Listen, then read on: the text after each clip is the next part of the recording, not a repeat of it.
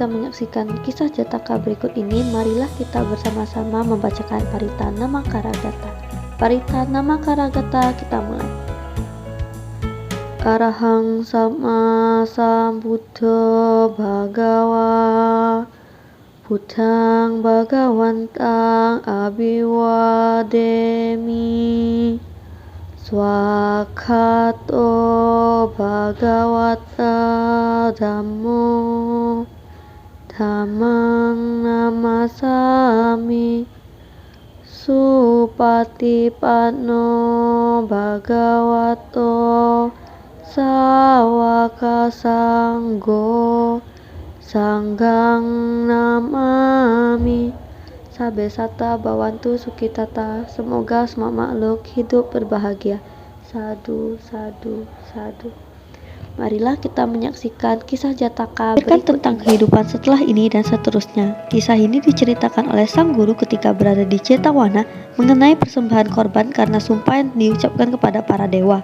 Menurut cerita yang disampaikan secara turun-temurun, dewasa ini penduduk yang akan melakukan perjalanan untuk berdagang biasanya membunuh makhluk hidup dan mempersembahkan mereka sebagai korban kepada para dewa, dan memulai perjalanannya setelah mengucapkan sumpah seperti ini.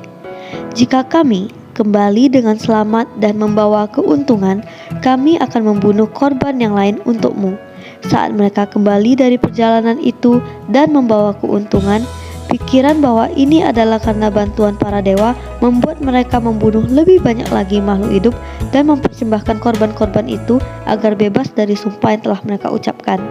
Saat para biku mengetahui hal ini, mereka bertanya kepada sang bagawan, "Apakah ada kebaikan dengan melakukan hal ini, Bante?" Sang bagawan pun kemudian menceritakan kisah kelahiran lampau ini. Sekali waktu di negeri Kasih, seorang penjaga sebuah desa kecil membuat janji untuk memberikan korban kepada dewa pohon dari sebuah pohon beringin yang tumbuh di dekat pintu gerbang desa. Sesudahnya saat ia kembali, ia membunuh sejumlah makhluk hidup dan pergi ke bawah pohon agar ia terlepas dari sumpah yang telah diucapkannya. Namun sang dewa pohon dengan berdiri di cabang pohon tersebut mengulangi syair berikut ini. Pikirkan tentang kehidupan setelah ini saat engkau mencari pembebasan. Pembebasan yang sekarang ini adalah merupakan suatu ikatan. Tidak dengan cara demikian, ia yang bijaksana dan penuh kebaikan membebaskan diri mereka sendiri. Bagi mereka yang bodoh, kebebasan mereka berakhir dalam ikatan.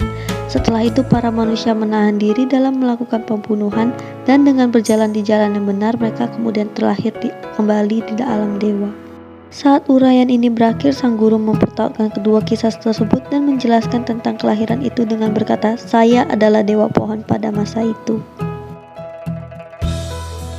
Dari kisah Jataka tadi terdapat sebuah ayat Dhammapada yang berkaitan dengan kisah tersebut, yaitu Dhammapada ayat 136 yang berisikan tentang, apabila orang bodoh melakukan kejahatan, ia tak mengerti akan akibat perbuatannya. Orang bodoh akan tersiksa oleh perbuatannya sendiri seperti orang yang terbakar oleh api. So baby, come with me.